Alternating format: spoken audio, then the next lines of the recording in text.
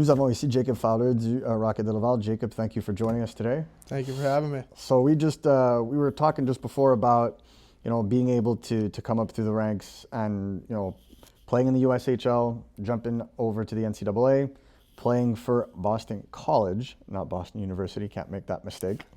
And then coming to the AHL last year at the end of the season and now starting your first full season this year. What's the whirlwind of adjustments been like for you? Because that's 4 leagues pretty quickly, 3 leagues pretty quickly if you go with the World Championships. It's definitely crazy to think, I feel like I feel like I'm still going to be a college freshman forever, that age of, being young and not really much to do, but just a little more responsibility. I think, it's really just you showing up to the rink, which it's not much different than what I've done before, but just adjusting to being around older men and guys that have been doing this longer and just trying to pick up what have kept them in the league for this long. Yeah, and you had mentioned before being an '04 born, which made me feel ancient. You had mentioned the Tampa Bay Lightning and their victory and the impact that had not only in the state of Florida, but also for your family in terms of enjoying the sport of hockey and really getting into it. Now that you're drafted with the Montreal Canadiens, Martin St. Louis is the head coach, Vinny Lecavalier is assistant general manager, and there's that hometown connection for you here. Is it the best of all worlds for you in terms of just melding everything in terms of growing up and being a hockey fan? I mean, it's pretty crazy to hear stuff like that. Like you said, my dad, picked up hockey late. He always liked watching hockey, going to games. And I think in '04 when the Lightning won the Cup, it really sent him into, a big hockey craze. And I was kind of just born into that. And, it is crazy to think about, Marty and Vinny playing for that team. I've got to know both of them more and more and played against Marty's kids, Right. 2 of them growing up, played with Ryan for, a USA tournament. So kind of being around that family and seeing Vinny all the time, with seeing his kid now starting to play hockey, it's pretty crazy that I'm a part of this organization and that those guys are big parts of that too. Well, you talk about the crazy coincidences and whatnot. I like to go back to your draft here because this is actually pretty fun to me. Top goaltenders in the USA generally go through the U.S. National Development Program. You went through the USHL. Trey Augustine was the one playing for the National Development Team. And the 2 of you basically have been together at the same age group for a while. You shared the net in the World Junior Championships as well. What was it like taking the, I would guess, non-traditional route to the draft and then ultimately coming out in the 3rd round? I wouldn't change it for anything. I think obviously anytime you can play for your country, you want to, and I'd be lying if I said I didn't want to be a part of that, national development program. But, I was never really highly touted as a younger guy. When I was 16 or 17, I think it was the first time I was even invited to a U.S. camp festival. So really kind of had to battle for opportunities, and I was a little bit of a late bloomer. At 15, I probably wasn't ready to jump to the USHL and play, and I had to go to South Kent, which ended up being a unbelievable place for me just as a student athlete, with the education, the religious piece that they had there. It was all just a great mix for me.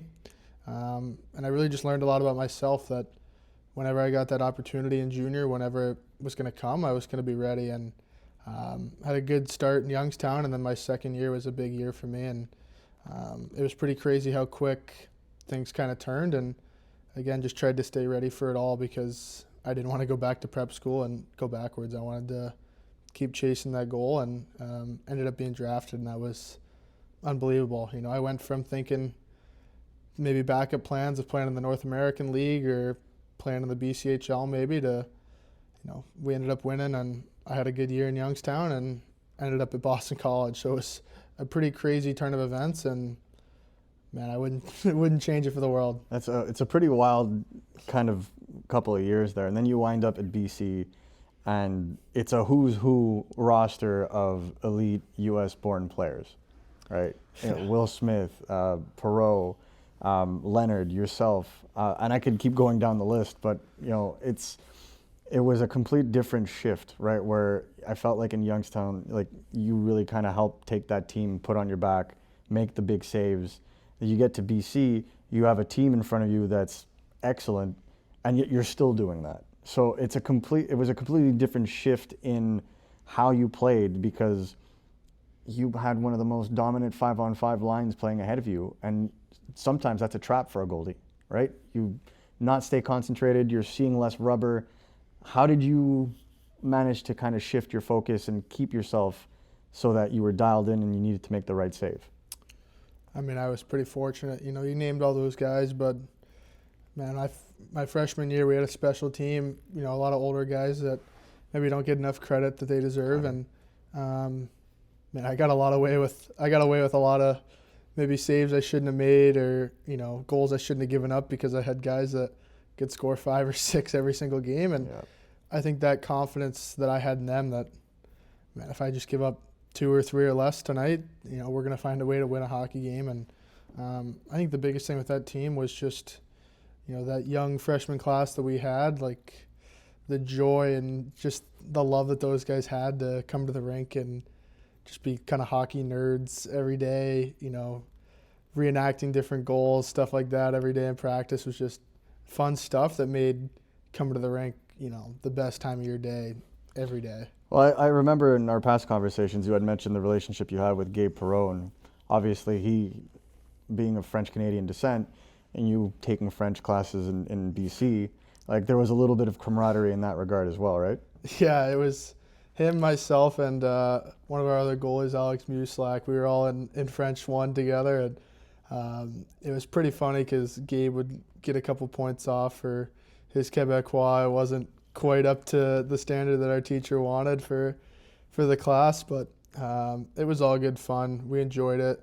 The teacher loved hockey too, so it was, you know, some days you come into class and be like a recap of whatever happened that weekend. So just cool little things like that, you know, I actually talked to her about wanting to learn more. Obviously, I was drafted before going into school, and when she heard that, it was pretty crazy. You know, she doesn't follow much hockey, but the Habs are a worldwide team, so she figured that out pretty quick, and she helped Gabe and myself and Alex out pretty well during that course. Yeah, and you stayed at BC for 2 years, and then there was the decision time, you know, at the end of last season where you had to figure out whether or not you were going to go back to BC or if you wanted to jump to pro. Generally speaking, especially with, you know, forwards, highly touted forwards, you finish your year, burn your first year of your ELC, jump straight into the NHL. You decided to go the other route and signing that professional tryout and only having your entry level start this year. What was that decision making like, and why did you ultimately choose to go to Laval last spring? I think it was pretty simple. You know, I wanted to play meaningful hockey and get a taste of pro hockey.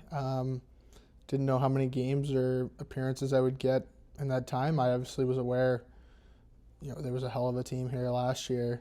They're the number 1 team in the league. For me, it was, do I want to jump in? And, you know, you don't want to hurt anything that they have going. You know, they've been doing so well. Had the best goalie in the league last year. It was hard to look at that and say, man, like I want to go and try to take that net because they've been doing so well. But it was a hard decision. You know, I love BC, still love BC now. Spent my summer there. You know, I probably spent a couple more summers in Boston. Met a lot of really great people, both in and out of hockey. But ultimately, it felt like time. You know, the past couple of years were special, but for me, it felt like I was ready to take that next step. And you know, I think everybody wants. I feel like in today's age, you see a lot of players that want to sign and play that one game just for the sake to play the one game. And you know, as much as I want to play one game in the NHL last year, I knew coming to Laval and learning how to be a pro for that 3 months, you know, that paid dividends for the summer, knowing how your practice standards should be and, you know, how to be in the weight room, that translated to what I think's been a pretty good start and a good camp for me. So I give a lot of credit to it. You know, I think there's a lot of guys who wouldn't have taken that path and would have stayed and, you know, not started their contract and showed up until September. But I feel like what I learned here was so valuable, and to be a part of a winning team like that was, you know, something you can't really replicate. So I'm pretty grateful to have been here, and I feel like I've been here for a couple of years now that I get back to playing. Yeah, time flies sometimes, and especially when you're in those kind of crux situations, because you said it. There was the number 1 goalie in the league, team is firing on all cylinders. Playoffs start. Samuel Montembeault gets injured. Primo gets called up. You have to start. What goes through your mind? It was a crazy story. I don't know how many people know this, but so when I left school, I was pretty, not prepared. We went on a little world tour. We went to Leonard's debut in Boston, and then we made the trek to Madison Square Garden the next day to watch Gabe's debut. I think that's just how tight our class was. A lot of them have played together for 2 years before at NTDP, and I was kind of a late addition to that class, but each guy loved each other so much that when we figured out we could go see those 2 games, we were gonna. So I didn't pack out very well because the contract, obviously, I still didn't know whether I was going to leave or not, and ended up signing and had to be in Montreal at 9 a.m. the day after Gabe's debut. So it was pretty rushed.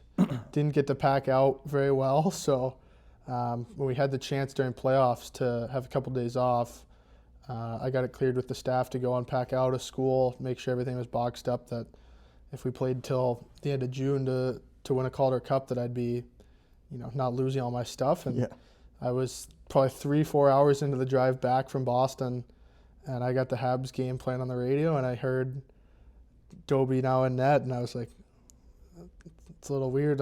Monty was starting, and I wonder what happened. And a few minutes later, I got a call from my agent. He was like, Primo's on his way to the Bell Center, and he's going to be backing up, I think, for this series. We don't know how serious Monty's injury is. And in that moment, I was kind of like, oh crap, like, I've only played 2 games of pro hockey, had a couple good games, but like I haven't been playing what I played in school all year. Like I didn't feel like I was dominating, and I was like, I don't want to hurt this team's chances. And you kind of flush that quick, and then you think of the opportunity like, wow, how fast did this turn that now I get a chance to play, at 20 years old in the AHL playoffs. It was a pretty surreal feeling, and to win that series and feel like I was a big part of it was special for my confidence to know that, it felt like in that moment I'd made the right decision, that, it wasn't going to be easy, but, that I was ready to play. And it's a pretty funny story that it was a little scary at first, but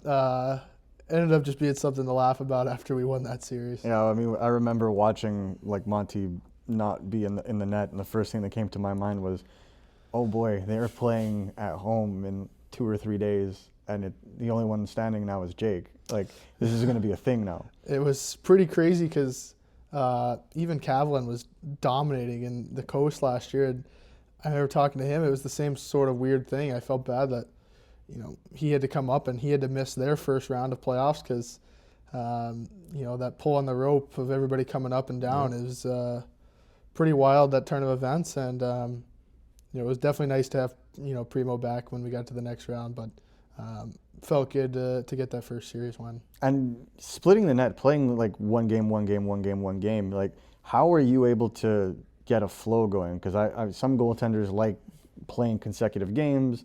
Some can kind of compartmentalize and come back to a game. Like, how did you process that, having to share the net like that?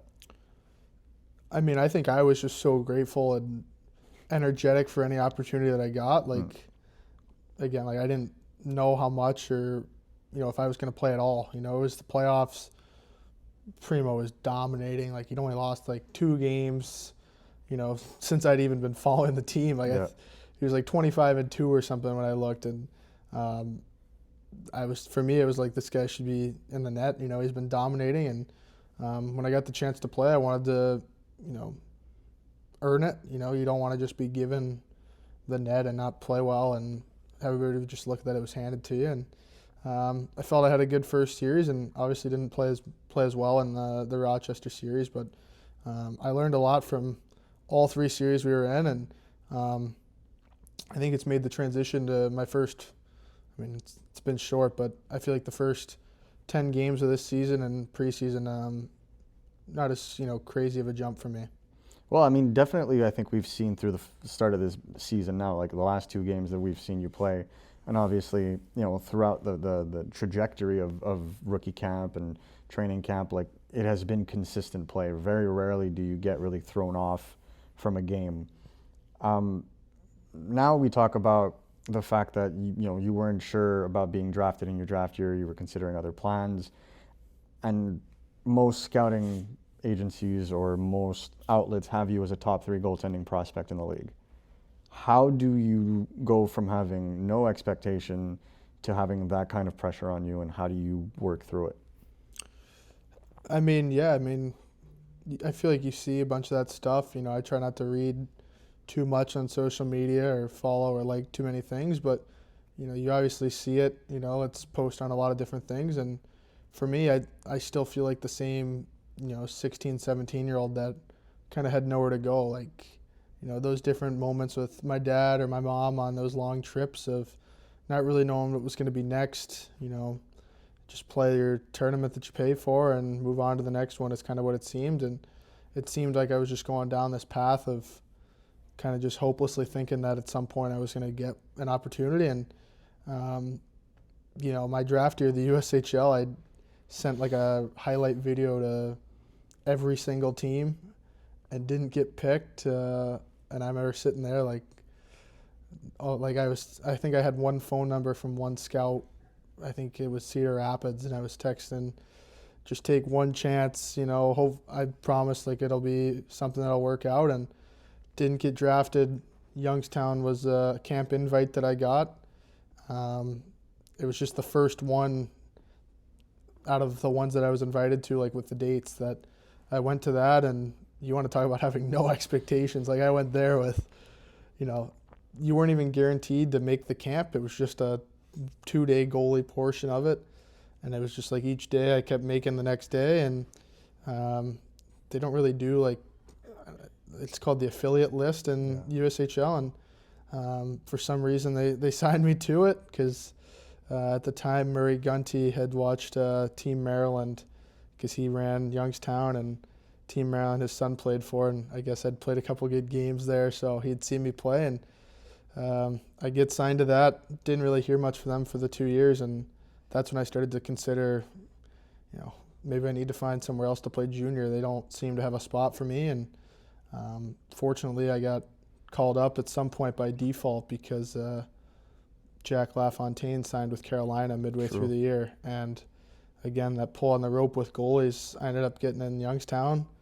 Wasn't supposed to play. I ended up making first or second team all-rookie, and that's where it kind of got in my head that I can play and play at a high level, and I think that confidence and swagger I kind of maintained throughout. And there's another goalie in the organization that didn't necessarily have I would say, an orthodox trajectory. It's pretty unorthodox, and Jacob Fowler. And you see the way that he's kind of come into Laval, and he was kind of thrust into this situation where he was played 53 times in his rookie year, kind of given an opportunity last year when Preems wasn't necessarily at the top of his game, comes in, starts off quite well, first 5 games, first 5 wins. Now you're seeing what he's doing this season. Do you see that kind of success and get motivated for yourself as well, thinking, hey, that could be me very soon if given the opportunity? I've seen and heard about Dobie, and when he was in Omaha, I've played with guys that played with him there, and I've seen him. My first development camp was the year he signed, so I've kind of been crossing paths with him for a while, and him and I have a great relationship, and for me, I'm pretty happy to see how much success he's had. I was actually at his debut in Florida last year over Christmas break, and that was cool to see. And I feel like in this game, especially with goalies, a lot of people don't realize, I think goalies root for each other more than any other position probably in sports, because I think a lot of guys really understand what the other people go through on a daily basis. And with Dobie, to see the success that he's had, the joy that he has when he comes to the rink and plays too, it's I wouldn't say I'm surprised to see him doing well. And last little bit on this, but being a goaltender for the Montreal Canadiens means something a little different than any place else in the NHL. How much do you grasp and or appreciate that? I don't really think I can give you a full explanation. I think there's a little taste of it from playing in the rookie tournament and a couple NHL preseason games, but I don't think I'll understand that until I play my first game, there and probably at the Bell Center, because that game against Pittsburgh is probably the closest it's come, and you feel like a superhero when you hear the fans chanting or even when you come on the ice with Fix You playing, it's it just sends chills down your spine, and you kind of feel like you stand for something a lot bigger when you put that jersey on. Yeah, well, I think I remember one game during the preseason. I believe Montembeault started, and then you came on halfway through, and they chanted both your names in the same game from unreal saves. And I think that had to be the first time I've ever seen two goalies have their names chanted in the same game. How do you feel, like, how do you handle that? Because there is an emotional tie to the organization from your family background, but now here you are playing in it professionally. Yeah, that, and Pittsburgh was one of my favorite teams growing up, so the fact that it's not technically my first NHL game, but for me that was my first NHL experience, was playing in that preseason game against Pittsburgh, and just playing against that team, seeing the jersey on the other side of the ice was, you try not to make it bigger than it is, but for me it was, there's so many people and countless moments in my career that have put me in this position, and I think that was one of the first times I've really, it's like in a blink of an eye, you see your whole career to that point when you go on the ice for warm-ups or you get in there for the first time, and it was a crazy moment for me to get the win in the shootout. There was pretty special. I think I celebrated probably the hardest out of any goalie in an NHL preseason game, but it was a super special moment. I think my parents were probably crying back at home for that one. Yeah, I definitely understand playing against your childhood team as well. Like that's the whole point of the game, right? And I think last question I would ask, now that we're at this point, you're in your first year of pro, you've seen a lot of other goalies jump from the NCAA, some would say early, right? You look at other goalies in the league that have had to kind of refine their footing. Spencer Knight, now looking like one of the top goalies in the league after trying to find his footing. Devon Levi as well in Buffalo. How do you look back on the decision you made to go to Laval, and do you think that it's going to set you up potentially more optimally to be able to crack the NHL?